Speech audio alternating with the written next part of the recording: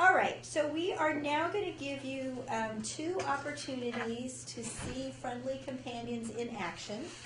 And what I'm going to ask you to do is go into your packets, and you're going to find a sheet of paper in there that has the word worksheet in the title.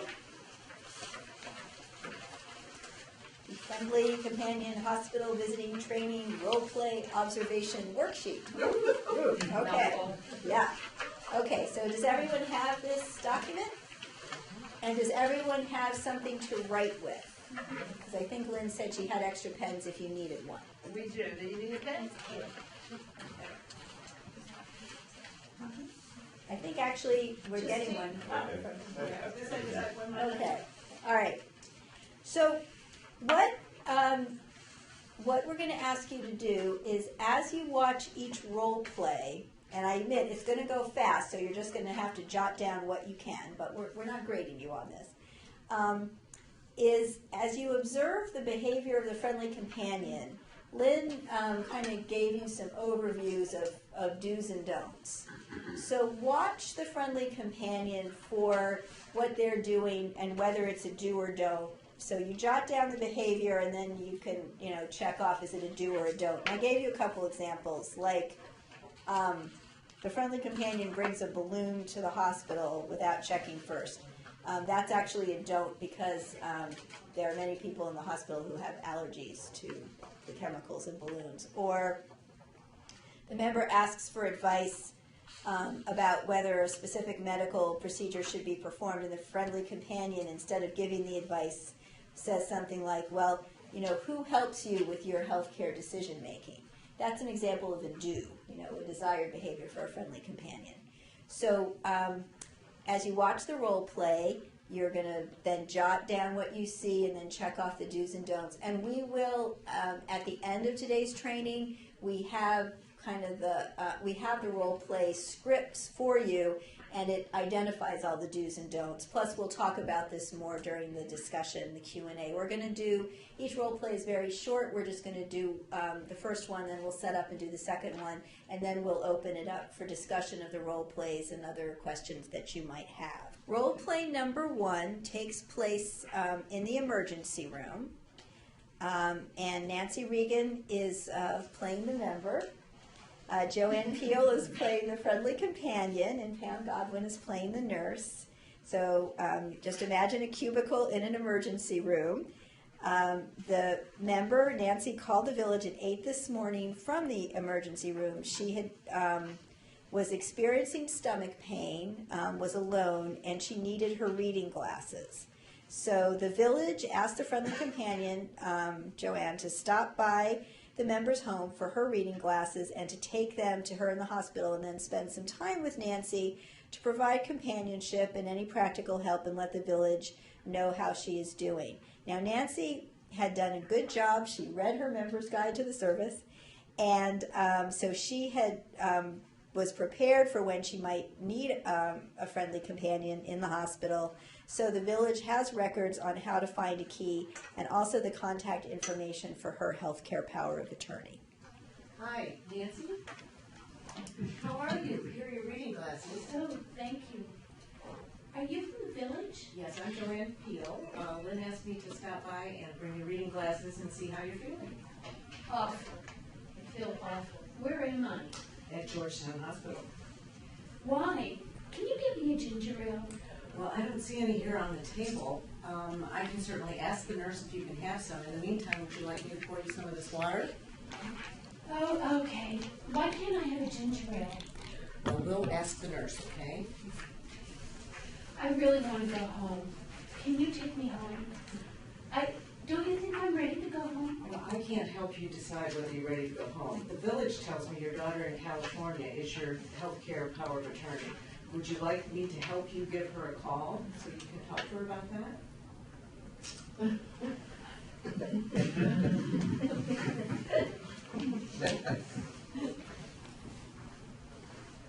Hi, I'm Pam Godwin. I'm the nurse who's working with Mrs. Regan today. The doctor has decided that she needs to be admitted to the hospital, and the unit's going to be ready for her in about 15 minutes. She seems a little tired, maybe confused when I said earlier. I'm wondering if you could sign, he wants to do special tests on her, and I'm wondering if you'd be able to just sign to help her get this going for us. I'm not her healthcare power of attorney. I understand her daughter in California is her healthcare power of attorney, and I have that information if you'd like that contact information. Let me see. Yes, we actually do have that information. Thank you very much.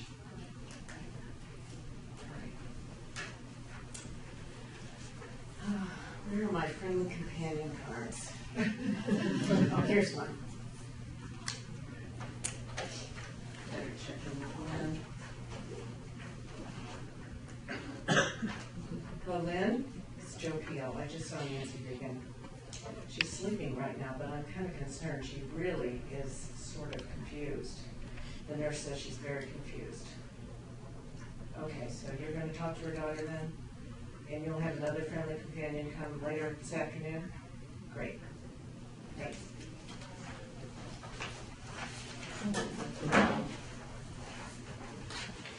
Okay. Now if you give us a minute, we're going to set up for the second role play. Okay. So we're now going to give you your second opportunity to see a friendly companion in action. So again, make sure you have your worksheet, and if you turn it over to the back, there was a space for writing for the second role play. If you need it. Okay. So in this one, Joe Peel is playing the member, and Nancy Regan is playing the friendly companion. This just mirrors the village, right? Sometimes you give help, sometimes you get help. Okay, so this scene takes place not in the emergency room. This is an admitted patient, and she's recovering from hip surgery after a fall. Her son and his family are local, and they've been spending as much time with her as possible, but they both work and have young children, so they can't be with Joe all the time. So her son contacted the village and asked if a friendly companion could visit once a day until she's discharged.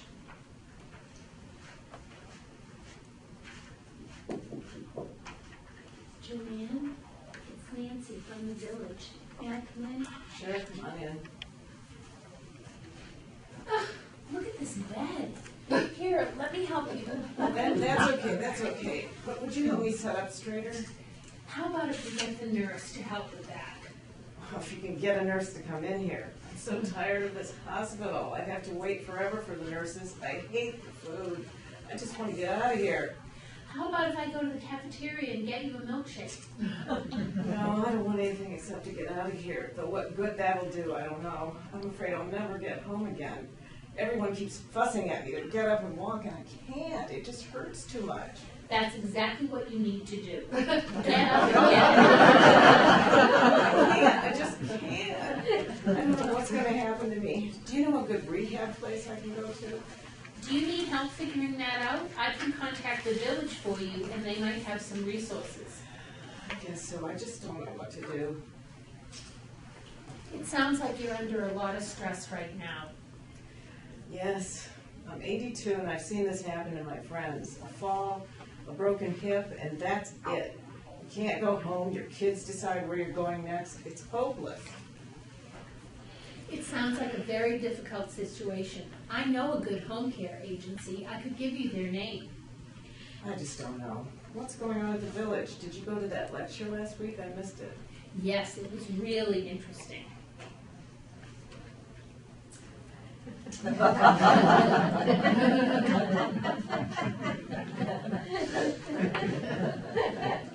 Well, Joe, it seems like you're getting tired. Shall I go and let you rest? When will you be back? I'm not sure whether I'll be back or whether it'll be another volunteer tomorrow, but I know the plan is for someone to come tomorrow morning. And I'm going to let the village know you're concerned about what's happening next, so they can get you some resources and help you and your family figure that out. All right. Thanks for visiting.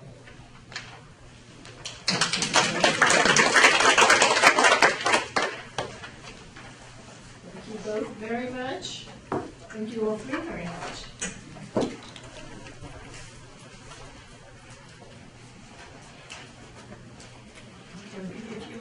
fill out your observation sheets. That's what I. And you can, if you want to, you can cheat and look at your, and look at the volunteer manual for the do's and don'ts.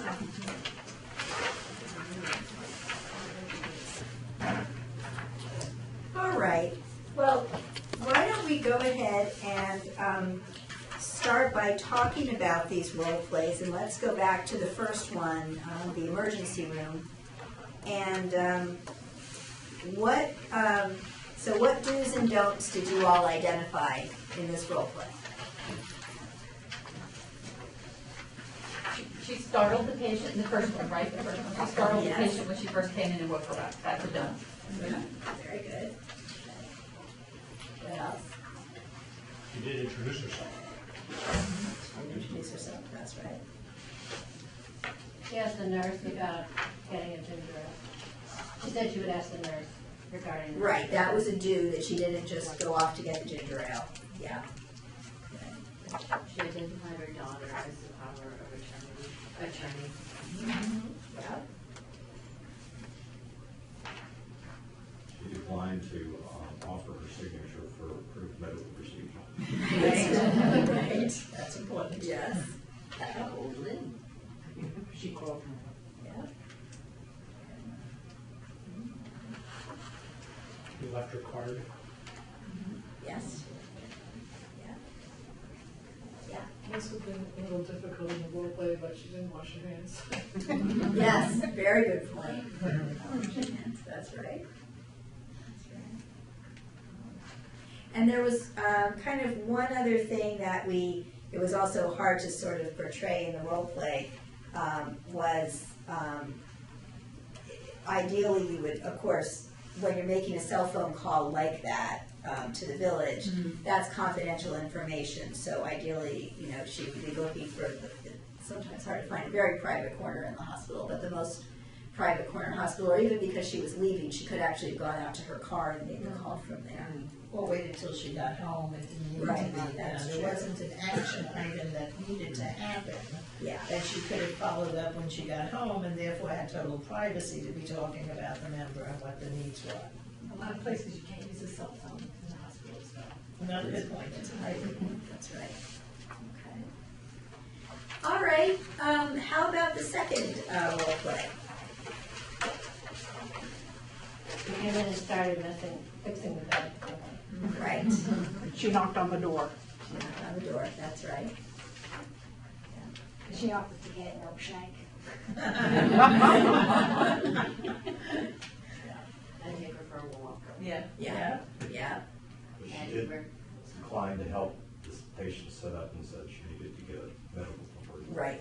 She caught herself then, realized she was doing, shouldn't do that, that's right. Yeah, I thought she did a good job when she got the hang of it, of reflecting back the emotions accurately. right, she showed some empathy, yeah. She offered, go ahead. I'm sorry. She offered to contact the village for information about rehabs. Mm-hmm. But then she also had her own place she was running. Yeah, right, she offered information on the home care agency, which is not what we would want a family companion to be doing, yeah. Anything else? She said when the next visitor was going to come. Yeah, she did that. She offered to leave when she saw the member getting tired. Yes, very important, yeah. She offered to get him cotton walking. And that was definitely a don't, right, yeah.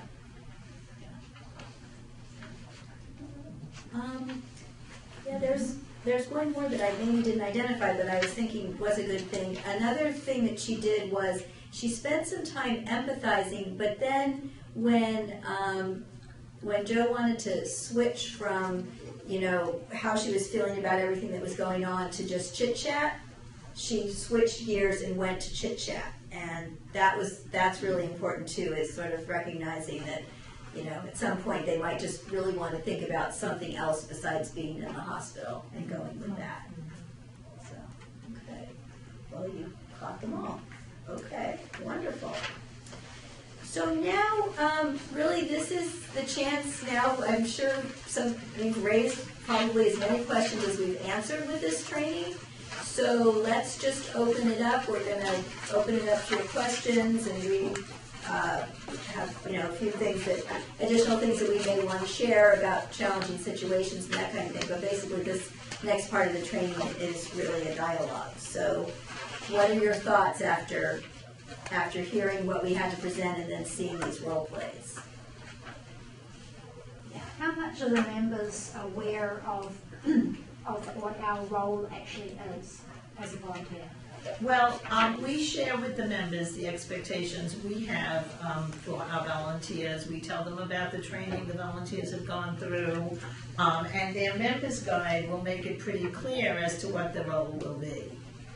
And that's why we came up with the members guide, is we didn't want there to be any confusion.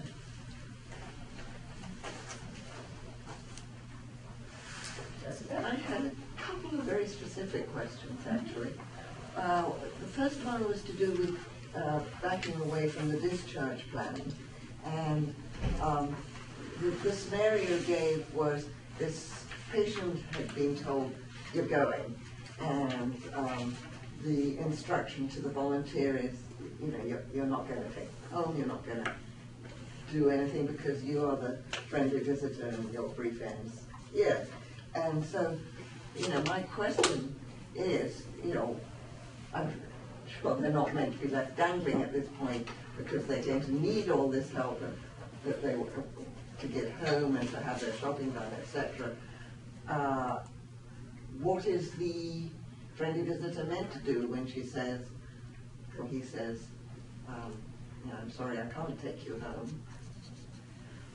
Okay, so what we would like the friendly visitor to do, we don't want the friendly visitor to be stuck when they're there as a friendly visitor with the discharge.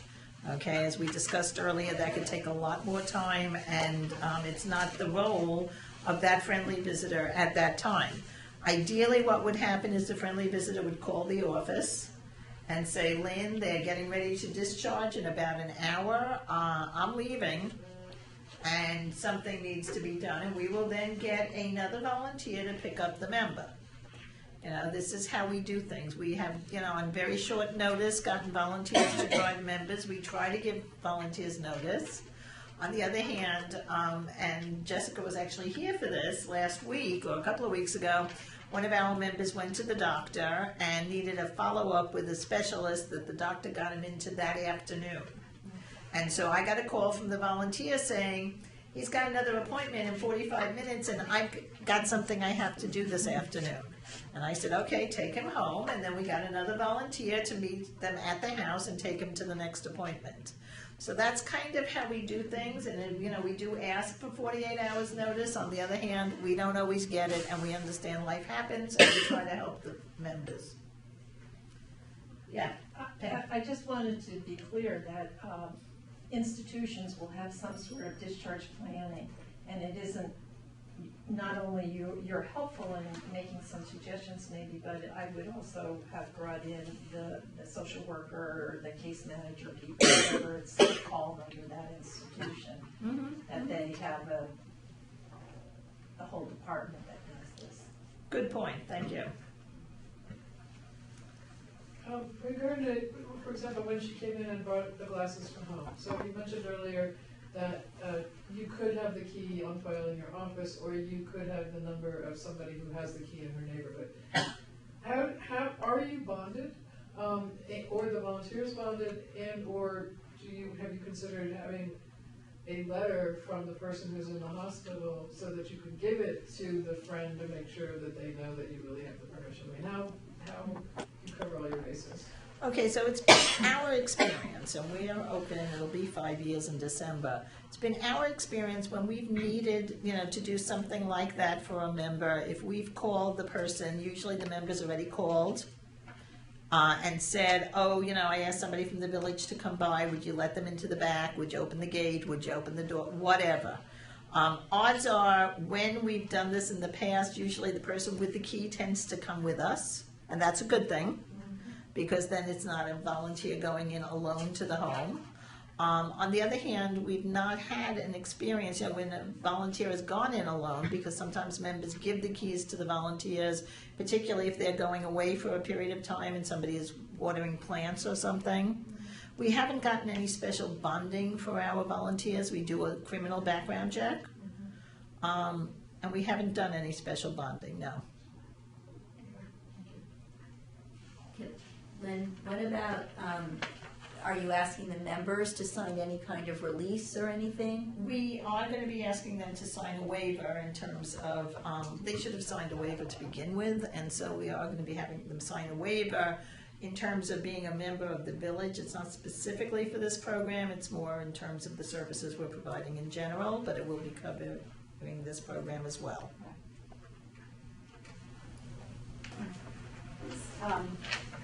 How would you adapt this model to the villages that don't have a paid office person? Would there just be a designated volunteer for them to reach, if they're in a situation where you say, call the office, notify the volunteer? I would think that would be probably the only adaptation. Right, so if I was running a village, part of a volunteer first model where it's all volunteer based, I would probably have a volunteer responsible for the Friendly Companion program. And then have that person take the lead on the training, et cetera, for that program, yeah.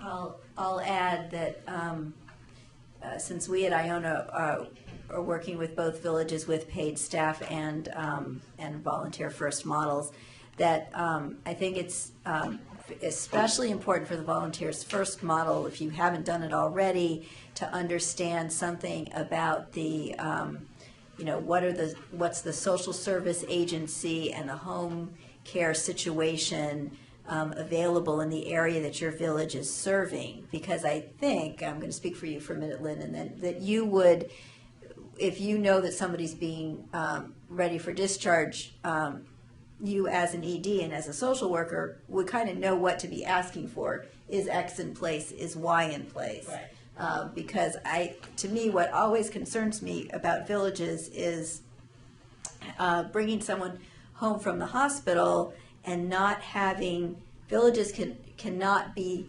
the discharge plan. That's my view. They can be, I think, a useful part of a discharge plan, absolutely. But I think any village, but particularly a volunteer first village, would want to have some sense of what the landscape is for the other kinds of services that might be needed. Mm-hmm. Yes. I would agree with that. We did have early on when we were all volunteer, we had a member discharged from rehab who we met with, our volunteer coordinator met with her son and probably somebody from rehab as well, so that it was very clear what the village could do. We weren't relying on the member saying, "Oh, I'll get the village to do this, this, this, and this." It was very clear what the limits were, and not only it might be something we can do, but we can't always guarantee that we'll find a volunteer to do that. So that, I think, is important to play into the whole discharge planning conversation. So I would say, I totally agree, you don't want a volunteer who's there for a friendly companion to be, sucked into, spending the rest of the day getting them set up at home, because that's not planning, that's just discharge, right? But as being part of discharge planning, I think if you could do that, it's a good thing. So everybody has realistic expectations. Mm-hmm. Mm-hmm. And we have had volunteers who have helped with discharge, but it was a planned discharge, right? And that's the key. Right, exactly. Any other questions? Jessica? I have a really small one, and it's to do with the confidentiality aspect. I think you very, very properly, said that the volunteer should leave the room when the medical person comes in, and so on.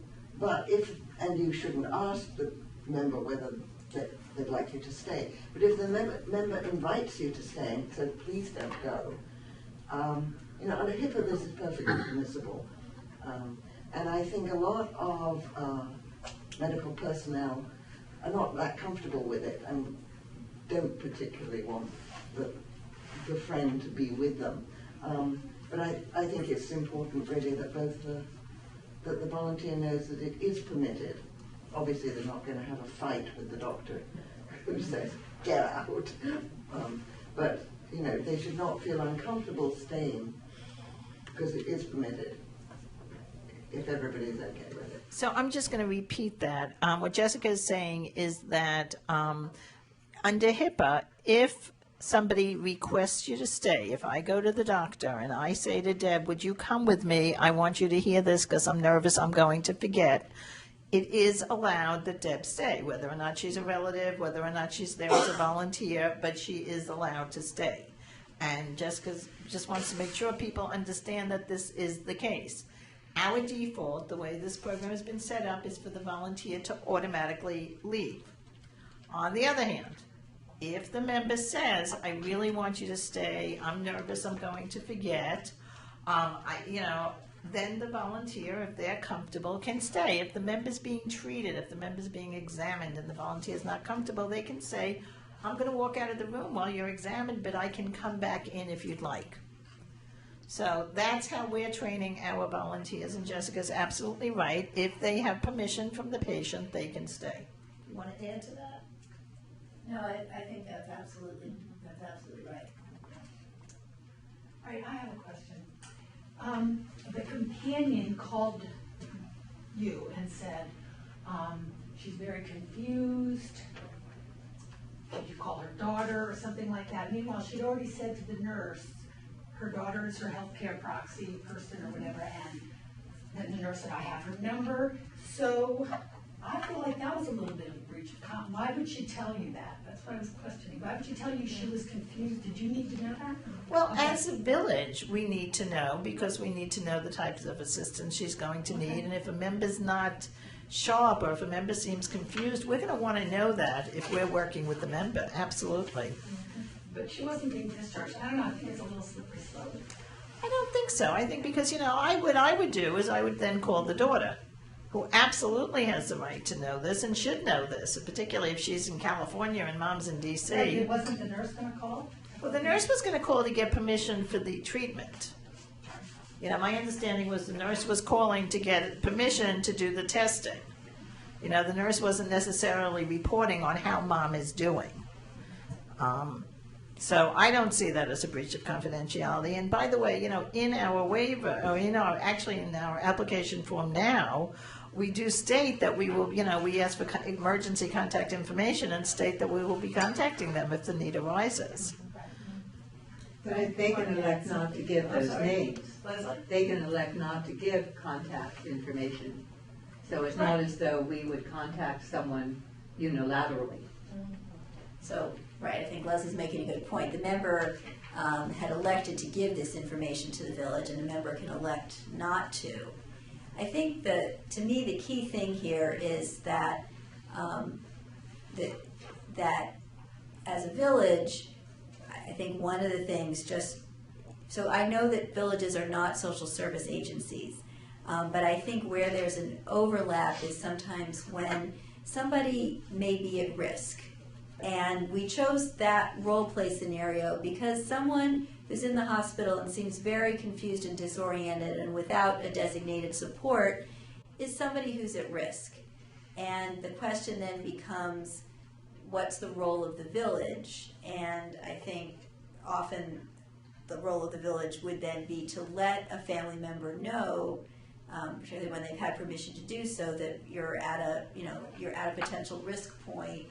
And there needs to be a look at what kind of support system is needed. So I agree, balancing confidentiality and people's rights to make decisions for themselves, I mean, that's always extremely important and sort of where you go first, but it's when you start to see risk factors, like a hospitalization combined with confusion, where you're then looking at, okay, who else do we need to involve here to make sure this member is going to be okay. I have a question for Susan. When you were talking before, you mentioned about when you go into the hospital, you're now under not your primary care physician, but the hospital? The hospitalist. Hospitalist.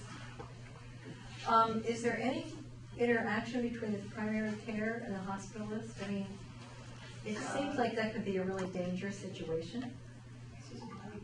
I can respond to that because I was in primary care, and because all the institutions now have Hospitalists, Georgetown, GW, that are paid employees of the hospital. And you know, like at Georgetown, I believe they're under MedStar. So MedStar has, and Johns Hopkins has, outpatient facilities that they're primary care. And what would happen to our patients is, they would, even if the patient said, well, I told them in the emergency room that you are my provider, and I actually gave them our business card, they would very often not call us because they want to hold on to that patient for financial reasons. And upon discharge, I mean, this came from many patients, I'm sure not every patient, but they would say, the hospitalist would say, we want you to see this doctor who's in our system, and they'll have all the information that went on during our hospitalizations. We would get phone calls from patients, gee, how come you haven't come to see me? And it was because we were never contacted there. So if the patient contacted you, would you be able to go in? And Yes, as being their primary care provider initially, yeah. Abby, is this getting picked up or should we repeat it? It would be great if you could repeat it. Repeat the question. So the question was, will a patient's primary care physician be notified when the patient is in the hospital? Will they be notified by the hospitalist? Is that right? And the answer was no, not usually. I would say if the patient or the patient's family notifies the physician, the primary care physician, there's a possibility that they will see them in the hospital, but not even every primary care physician will go into the hospital to see the patient. So they leave that to the hospitalist now. An alternative to that is the concierge doctor who you're paying for to give you care 24/7, 365 days a week, a year. There are some physicians that will go into the hospital depending on their relationship and with the patient to see them when they're in the hospital. You know, oftentimes they don't have privileges. Sometimes they'll be contacting the hospitalist to give information when the patient requests, but oftentimes it's left to the hospitalist. Sometimes it comes down to money. If the hospitalist has admitted the patient, meaning written all the admission orders, you make a dollar amount for that admission process. So if the primary care physician comes along and the admission has already been done, they don't make so much money. So sometimes it's a dollar thing. So where is the continued care? Does it start at ground zero with the hospitalist, with the patient, or is there a history that they can access? So where's the continued care when someone enters the hospital through the emergency room or through or just being admitted? That continued care, if you're admitted in the hospital for surgery, say hip or something like that, your primary care physician knows you're going into the hospital. Your primary physician may choose to see you in the hospital, or they may choose to have any medical problems that come up be taken care of by a hospitalist. So that is when you're discharged from the hospital and you go back to see your primary care physician, then that continues. It's not the what we think is going to happen. With this kind of one portal electronic record system, is there a way for that primary physician to be alerted or notified that their patient went in the hospital, and then they can kind of, if they wish wish to go in and see what happened, or notify that they're discharged? Yeah, this is the I history, this is don't the know if that's, medication. oh, I'm sorry, with Maryland. with the one, pardon? In Maryland, there is a portal, it's a one-way portal that we can, as a primary care, can go to, look at what has happened at the hospital now. And they are supposed to be notifying us. And I have a question for all of you. How many of you villages have done an informational session for your members about being in the hospital and educating them on this kind of thing and what to be prepared for? I wonder if anybody's done that. So that might be something to think about if you can get a physician or a very well-informed nurse, I would think, to educate members about what it's like being in the hospital today, what has changed and what to expect. That could be, I think, a very valuable piece of health promotion. Other questions? I was just curious, the situation we were just talking about, is that more true when you go through the emergency room? I mean, if your doctor was sending you to the hospital for a surgery, he would be involved, right? Or does he give up all? So if you're going to the hospital for surgery or being admitted by your doctor for a medical problem, Your general. there's always going to be a hospitalist there, but it's my understanding that your doctor is admitting you to the hospital. So whether that's a single private, one physician, or that group of physicians that your doctor's with, I'm not really, I'm not sure I can answer the question on whether all hospitals are doing that. I would say that your doctor could send you to the hospital with an medical episode, and you would be taken care of by the hospitalist. So that could happen.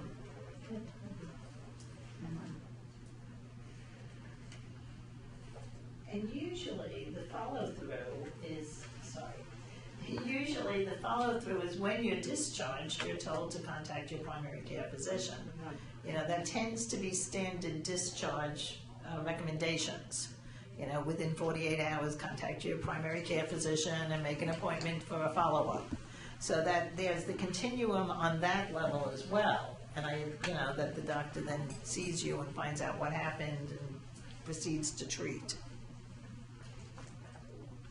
And this is one of the many reasons why I think there's a universal recommendation that when someone goes in the hospital, they need an advocate.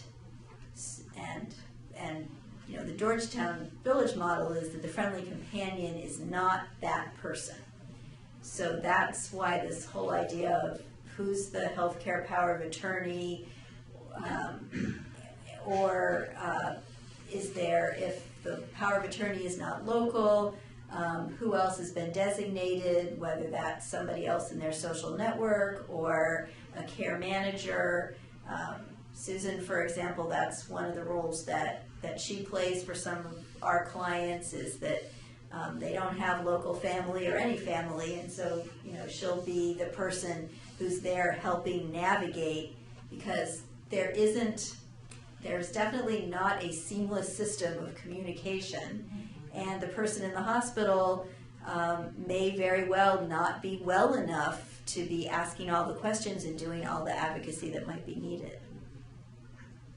I want to second that as strongly as I possibly can. If you've never worked with a geriatric care manager who will run interference for you with the nursing home and the various doctors and Medicare, they are worth their weight in gold. Okay, so I'm just going to repeat Peggy's endorsement of geriatric care managers, which, as one myself and next to one, we're happy to hear. Yes, they can play a huge role in navigating systems, and I know a lot of villages have, they're aware of, just in case you don't know this, there's sort of two streams for finding this. One is that there's usually some care management services available through the government or nonprofits, the Area Agency on Aging system. And then there are care managers in private practice, so, you know, this works for members who are able to pay the fees for those services. And I know many villages keep lists and know who those are, and it seems like an important thing to be able to refer to when it's needed. Yeah.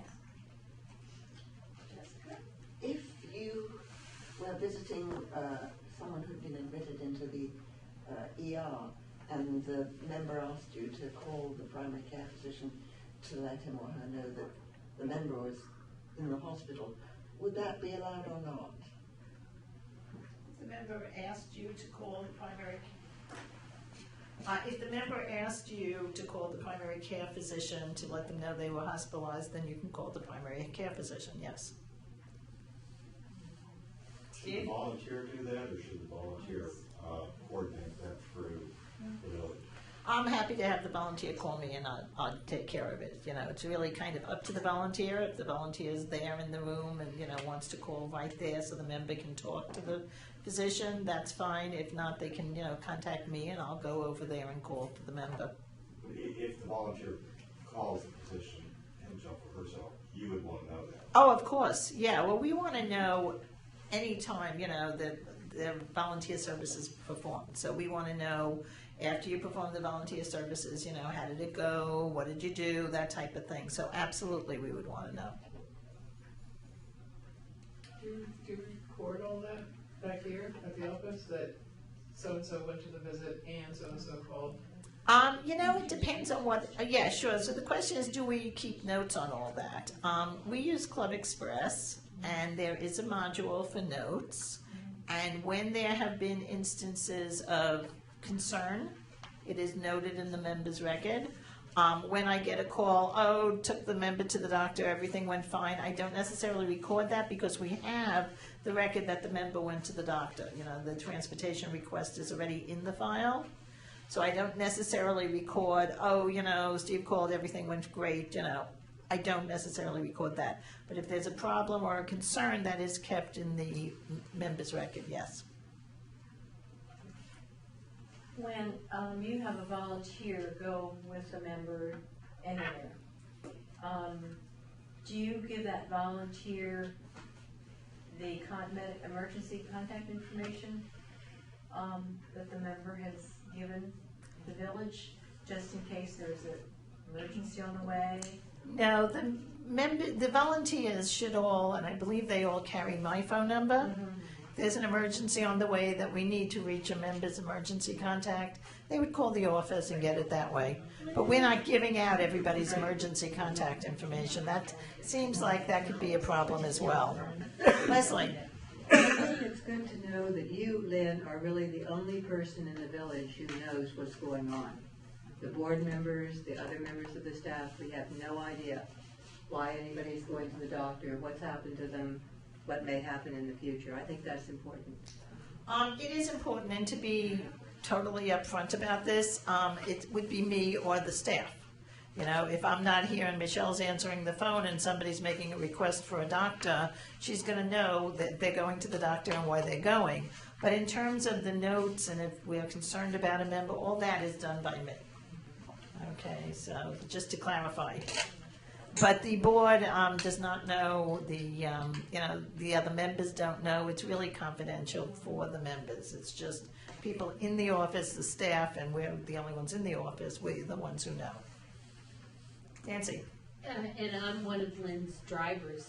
And a lot of times I just know what the medical building is they're going. We don't go in with the patient unless they have mobility issues and just need somebody to take their arm. I don't even know what kind of doctor they're going to. I just know the address of the medical building. Right, and that varies by member and by, so for example, if somebody's going to a specialist, let's say somebody's going to a specialist for their eye, which we had recently, and I know that it's going to be a very long exam period, I might say to the volunteer, this member had a new eye made and they need to paint it, and so it's going to take 2 hours or whatever. And this has happened, and so the volunteer knew, I'm looking at her, the volunteer knew when she was driving how long it was going to take and where the person was going, because they needed to, Yeah, that members very often chat about their medical condition on the way to the doctor, and the volunteer hears all sorts of stuff that they don't need to know in a sense. But Lynn, in her training, emphasizes again and again and again confidentiality, so every volunteer knows never to talk about it to anyone else, to other volunteers, to their best friend, their husbands, only to Lynn. And that's a very major part of our training. Right, we really, that's very important. Those of you who sat through the training know I'm kind of, crazy about it, but we really do emphasize privacy and the members' rights and the confidentiality. It's really important, I think. It's the social work background. This is something that's pounded into our heads, and we're going to keep pounding. So it is very important that we don't share the information. And as Nancy said, when I call and ask a volunteer, I will say, well, we need somebody to drive to 3301 New Mexico Avenue. Are you free? But I'm not saying what doctor the person's going to unless there's some unusual reason that they would need to know. And then if the member chooses to tell the volunteer, well, that's their choice. It's their business. Any other questions about the Friendly Companion Program or anything that we did here today? Susan? I have a question. Yes. I just wanted to go back to the member calling the primary care physician. Someone asked that question, whether the member was able to call, and I just wanted to. Well, if the member asked, Steve asked if the member asked them to call and notify the primary care physician volunteer. Right. So you're dialing the number and handing the phone to the member? It depends on what the member needs and if okay. Right. So okay. All right. I just wanted to make sure that everyone knew that was not just handing the phone to the member. Right. Right.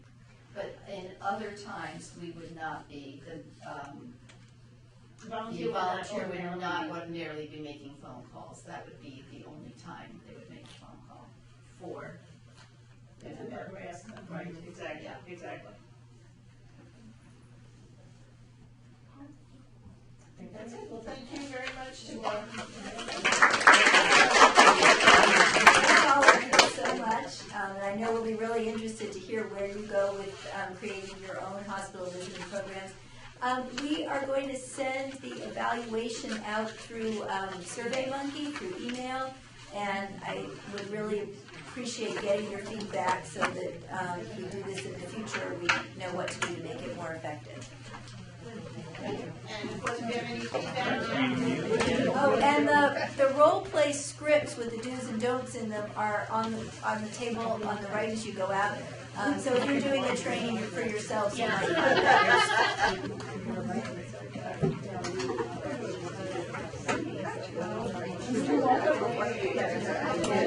Yeah, it's nice to meet you.